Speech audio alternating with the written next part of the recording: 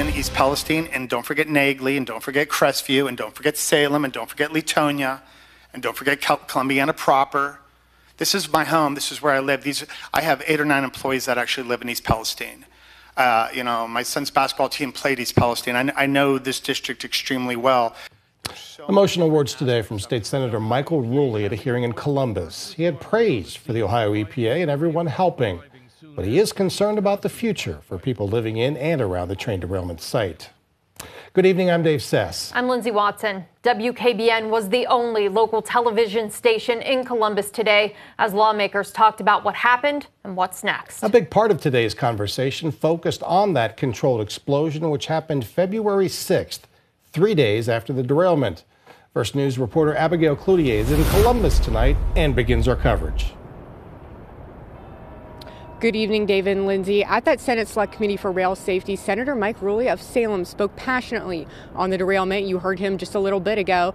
He is the co-chair of the committee, which aims to track down how the derailment happened and how to support the people of East Palestine. The directors of the Ohio EPA and Ohio EMA both testified and answered questions from committee members.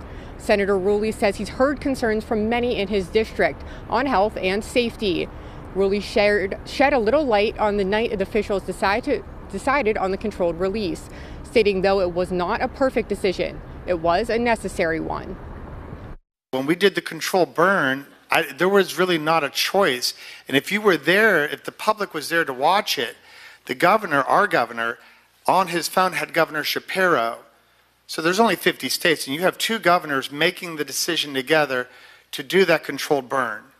Was it perfect? No, it wasn't perfect, but the temperature could have spiked immediately, and we'd have a half hour to hour to evacuate the town, and then there's no more town. So I don't know if you thought that was an important part to add to that, but I think the urgency of that decision making, because you hear so many different stories about this story of what happened and could you have done things different. In my heart of hearts, I don't think we could have done anything different.